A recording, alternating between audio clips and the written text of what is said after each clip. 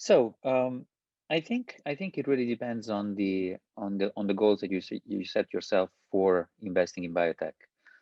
It's very clear that biotech investing requires really focus on the underlying fundamentals.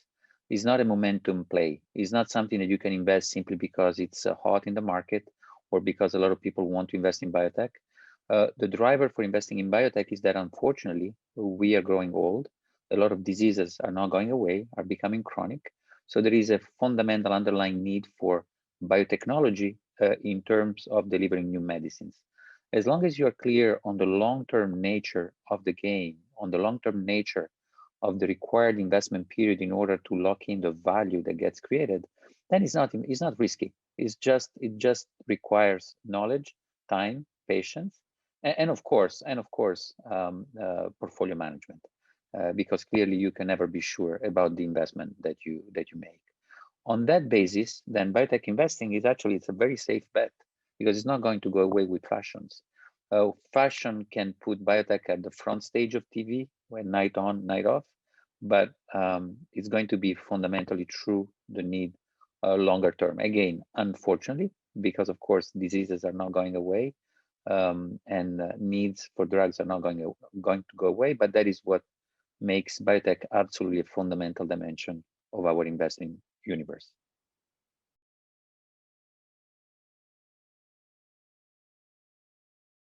Yes, there is a mismatch if you're not aware of what is the development cycles. And what I mean is the following. Investing, so a biotech journey, it's a long journey from discovering a drug to getting that drug as a medicine to the bedside of patients. That is a very long journey. And actually that very long journey can be associated with massive returns, but it also is associated with massive timelines. So if you are clear as an investor that you are in, when you invest in biotech on the first day of the discovery journey, and you are ready to stay 10, 12, 13 years with that mindset, then of course you can really match your investment horizon to the development cycles. But in reality, the best way of really locking in value and locking in returns in biotechnology investing is really to break the game, is really to decide to capture the first part of the value creation curve, which is from discovery to early proof of concept, basically from discovery to early phase 2. That is one big value creation moment. Or the second value creation event is from post phase 2 into commercialization, on whether or not you have a successful medicine. These are the two big periods in which value creation can be really divided in biotechnology. And so I do believe that the best way of capturing the value created in biotechnology investing is to either decide to focus on the step 1 of value creation, or to focus on step 2 of value creation. I think it's naive to really focus on the whole value chain for other than fundamental players, which basically means pharmaceutical companies, means really long-term, very long-term, evergreen investors. But for the usual general institutional investor, you really need to make sure that you align very carefully the investment horizon to the product and to the vehicle of investment in either early stage investing or late stage investing. And in both of these steps of value creation, the value creation in biotech investing can be explosive, as we have seen. It can be explosive, but always putting that break in the middle as an exit way out of the investment or a way in of the investment. That I really think is the trick to make sure that there is no mismatch.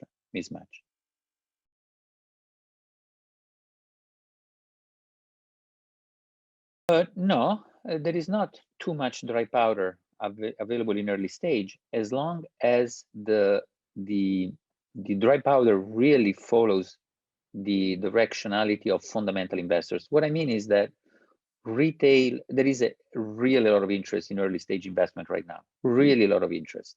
Now, this has been true. I've been doing this for 30 years. This has been through every 5-6 years of massive new interest in the space. And then a few years later, massive outflow of the interest, simply because there has been other sectors that have been taking the catching the news.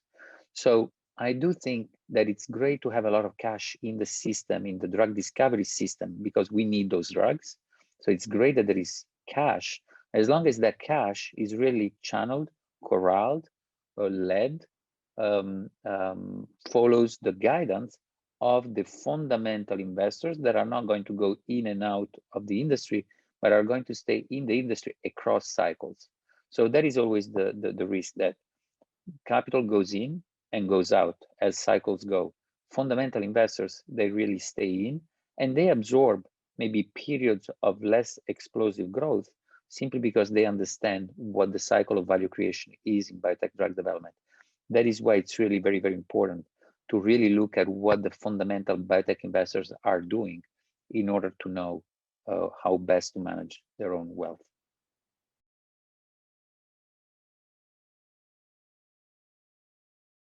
Absolutely. So COVID has had, with all the caveats that I need to say, nobody's happy that COVID happened, right? That's obviously true.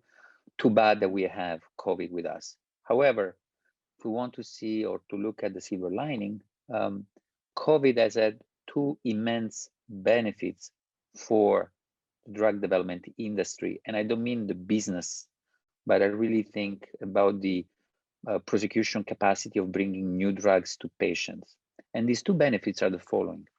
One, a more superficial level one, which is biotech got on the media every night, right? Because of the vaccine race and all these vaccine scientists that have become heroes, as much as people that invented applications which everybody uses. Usually biotech scientists are not heroes or are not profiled on Star, CNN News, or the likes every night or every week.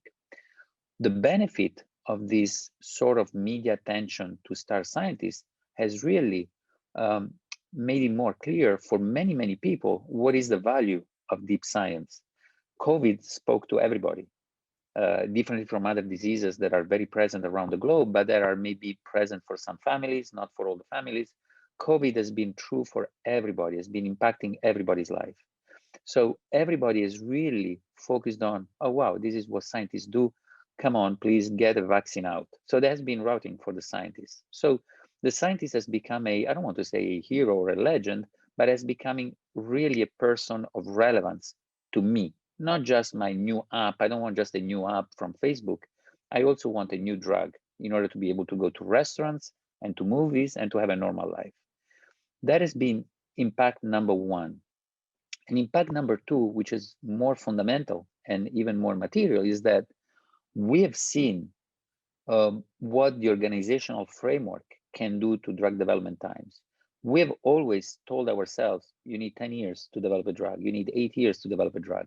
Now, in those timelines, which are totally true and have always been totally true, how comes that there are those, what drives those long timelines? Of course, there is the clinical development trial management incompressible timeline. But then there are 6, 12 months of governance period in between clinical trials that need to be checked and validated by external committees and need to be resubmitted. So there is some corporate governance, which of course is totally necessary and it should be, that it's got a certain bureaucratical timelines, which are always been as tight as possible, but as tight as possible has always been considered several months, because of course there are many drugs. Now COVID went to the top of the pile in terms of attention of drugs, but this has shown the treatment of COVID drugs, COVID vaccines has shown that if you really take away or shrink bureaucratic timelines without compromising on the quality of the clinical development necessary requirements and use, the drugs can really come down to patients in a much quicker timeline. Now, easy said than done, of course. We've seen, for example, in the US, the army has been mobilized in order to manage clinical trials effectively, which basically meant what? As soon as a new patient which is eligible for a clinical trial shows up in Kentucky, there is a jet, an airline jet, a military jet that can bring the drug to Kentucky in order to deliver the drug immediately to the patient. In a normal clinical trial setting, that would have been a different kind of procedure to get the drug. Now, we're not going to get the army for every clinical development trial, but the benefit of getting a drug within a year from design to the patient is something that the FDA cannot go back now to where it was before and say, hey, we need 3 months before the start of the next trial. So in short, there is a more there is a major positive impact of COVID in terms of making clear the relevance of research and science to the big public. And the big public means also industries, lobbies, investors, financing bodies, but also the regulatory bodies have seen, have tasted what it means. Oh my God, if we can really cut the bureaucratic timelines, we're going to get drugs to patients much, much shorter. And so this is probably going to make it possible to go back to bureaucratic timelines as before. Now, I just want to close on this, Annie. It's not that before COVID, regulatory bodies were sort of lazy, not working hard. They are filled with drugs that they have to review every day. So they are super busy. But maybe thinking of what is the benefit that we've seen, and thinking how can we adjust the regulatory frameworks to a situation like the one. Not everything is going to be COVID, but even for cancer patients now, it's difficult to tell them, you need to wait 3 months before the next trial starts. We need to find solution, but that is really the impact that COVID had on the industry.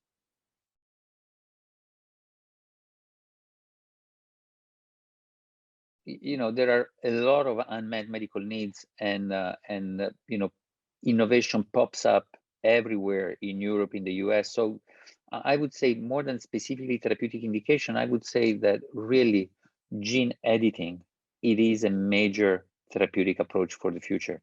And of course, it's all well spoken for, it's all known that gene editing and CRISPR are great tools for the future. But I do think that we still underappreciate how these technologies will completely change the way in which we can develop drugs. Of course, there is the threshold, the line, the control checks that we need to keep in place, because where do we put the line between I'm changing human beings because they have a disease versus I'm changing human beings because I want them to look nicer? Okay, so that is really the ethical issue that this kind of super powerful technologies really will bring about. But I do think that, it's like driving a car. If you have a Ferrari that can drive 300 kilometers an hour, it's not for that reason that you should not produce a Ferrari. The driver has to be disciplined and really listen up to the limitations, the speed limits. But I do think that CRISPR, gene editing, are amazingly powerful tool to remove any disease that can be genetically reconducted to a cause, and it will be more and more the case, which basically means we can really see this the power of no limits. Again, just ethical constraints that are going to be very important to put in place, and to have watchdogs. But those are major frontiers. The internet 20 years ago, that's really the kind of scale of what we're talking about here. I really think gene editing and CRISPR, and I do not have personal interest in gene editing and CRISPR. I do not have any investments. Just to disclaim that I'm not promoting any kind of company of my portfolio.